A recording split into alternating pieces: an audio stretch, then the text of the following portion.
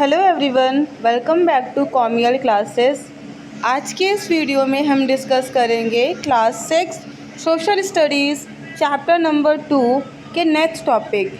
Last video में हमने ocean और ओशियन से रिलेटेड डिज़ास्टर के बारे में इन डिटेल में डिस्कस कर लिया था।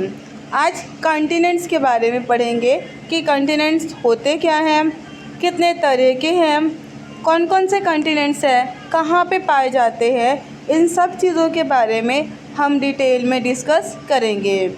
जैसे कि आप सब लोग एक छोटी क्लास में हैं और आपके लिए ये सारी चीज़ें न्यू हैं, तो ये आपका बेस तैयार करेंगी।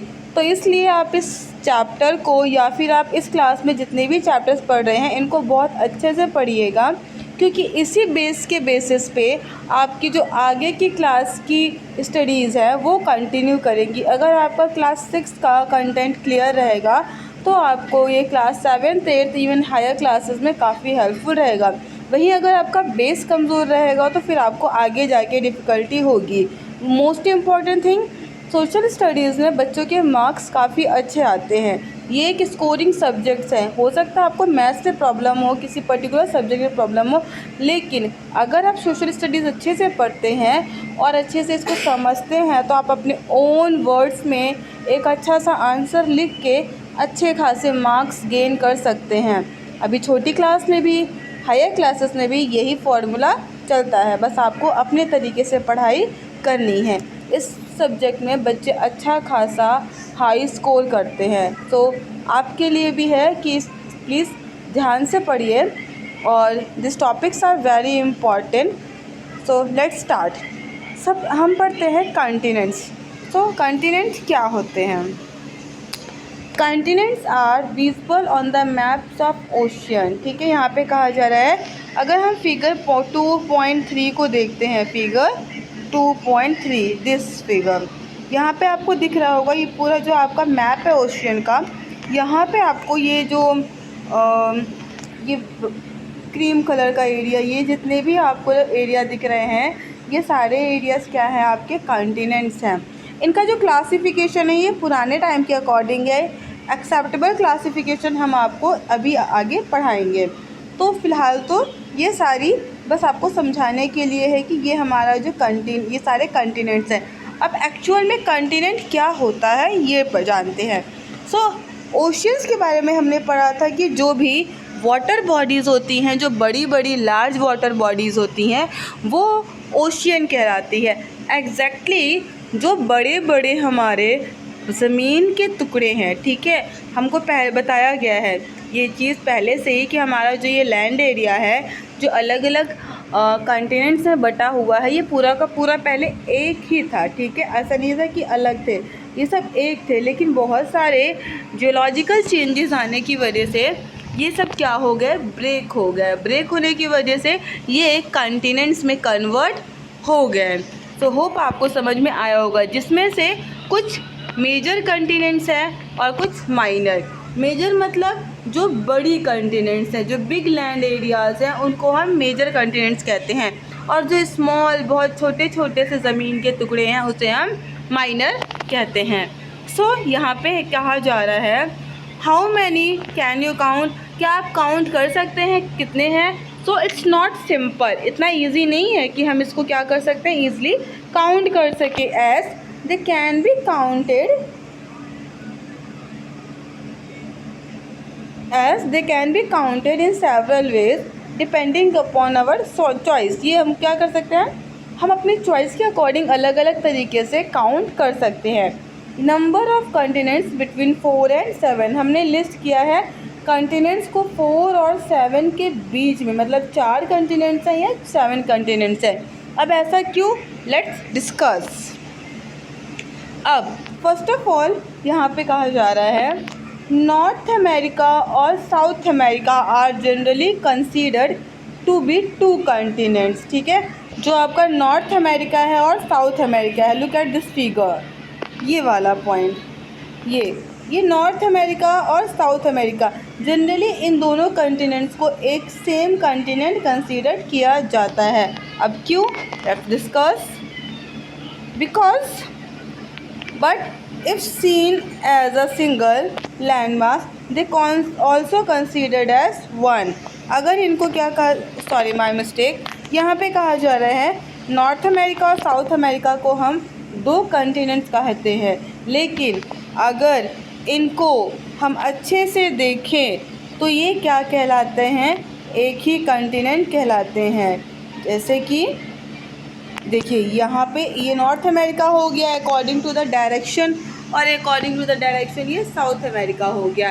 But if we look it clearly, हम देख सकते हैं कि ये जो नॉर्थ अमेरिका है इस लाइन से साउथ अमेरिका से जुड़ा हुआ है। So that is why we can say that North America और South America is a one continent. ये कोई अलग कंटिनेंट नहीं है, क्योंकि इनके बीच में ये जो लैंड बाउंड्री है ये कटी हुई नहीं है, ये ब्रेक नहीं है, तो ये एक ही कंटिनेंट है। Secondly next one is okay this one, Europe and Asia. अब हम बात करते हैं यूरोप और एशिया। इनको भी हम क्या कहते हैं, दो कंटिनेंट्स में डिवाइड करके रखे हुए हैं। Although map make it clear that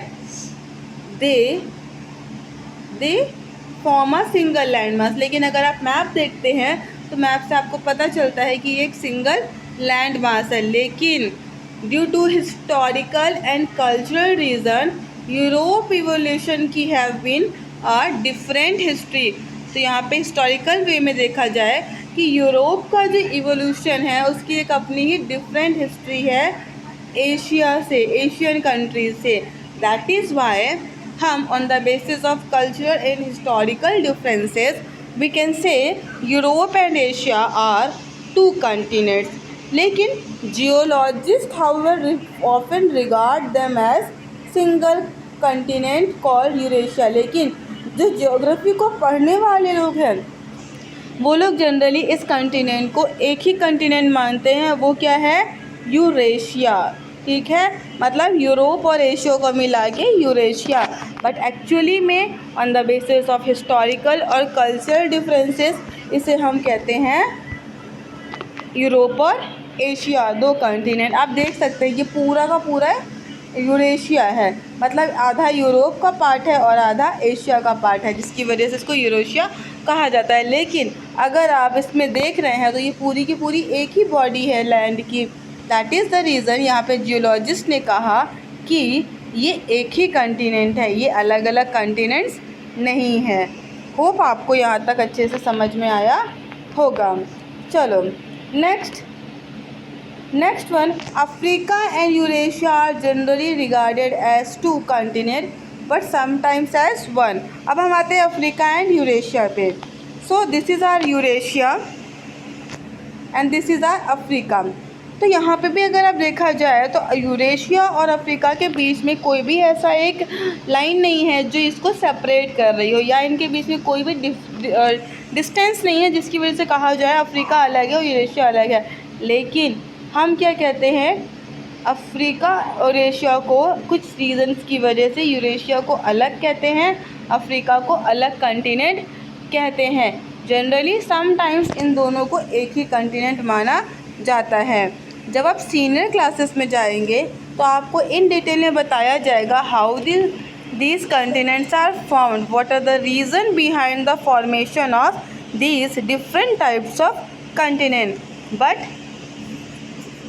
for this class this much is enough, that you must know the different types of continents and their names according to the size. That is why it is important to learn all the names of the continents. So now there is a summary given in this table. So let's discuss. तो हम continents को alphabetical order में count करेंगे, alphabetical order में। Okay, सो 4 continents के basis में अगर देखा जाए सो अफ्रीका है और यूरेशिया। ठीक है, अफ्रीका और यूरेशिया एक कंटिनेंट माना जाता है। Now America, Antarctica and the Australia, these are the 4 continent. If आप write down the name of 4 continents, तो ये 4 कंटिनेंट्स हैं। Next 5 continents. अब 5 कंटिनेंट्स में क्या कर दिया गया है, अफ्रीका को अलग कर दिया और यूरेशिया को अलग कर दिया। That is the reason. बाकी सब सेम है, बस अफ्रीका को यूरेशिया से अलग कर दिया गया है। Now come to the 6 continent. अब यहाँ पे क्या किया जाएगा, अमेरिका के जो अलग अलग पार्ट्स है, नॉर्थ अमेरिका और साउथ अमेरिका, इनको क्या कर दिया गया है, क्लासीफाई कर दिया। Africa, Antarctica, Australia, Eurasia, North America, South America, due to which यहाँ पे आपका 6 कंटिनेंट्स बन रहा है। And come to the 7th one, in which Europe and Asia are considered as 2 different continents. That is the reason यहाँ पे आपको 7 continents देखने को मिलेंगे। तो Africa, Antarctica, Asia, Australia, Europe, North America, South America, these are the 7 continents. तो अब आपको लास्ट 7 कंटिनेंट्स को बहुत ही ज़्यादा अडॉप्ट किया जाता है। तो हमारे कंट्री में जो भी बातें होती हैं, जो भी काम होता है, वो इन 7 लास्ट क्लासिफिकेशन को माइंड में रख के किया जाता है। So now come to this information. अब यहाँ पे क्या कहा जा रहा है, आपने ओलंपिक्स के बारे में सुना होगा। अब ओलंपिक्स का जो लोगो होता है, उसमें टोटल 5 रिंग्स होते हैं। What does this 5 rings symbolize?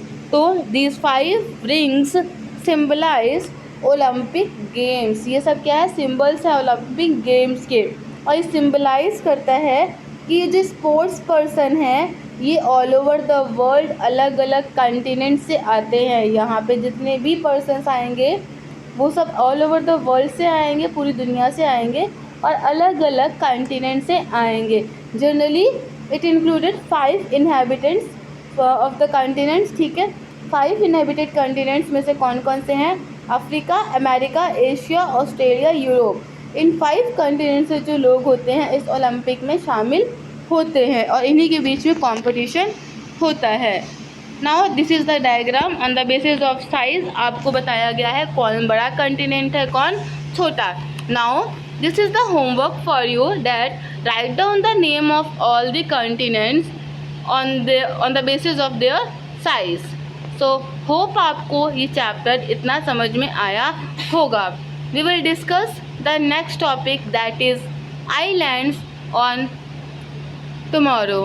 Till then, take care of yourself. Have a good day.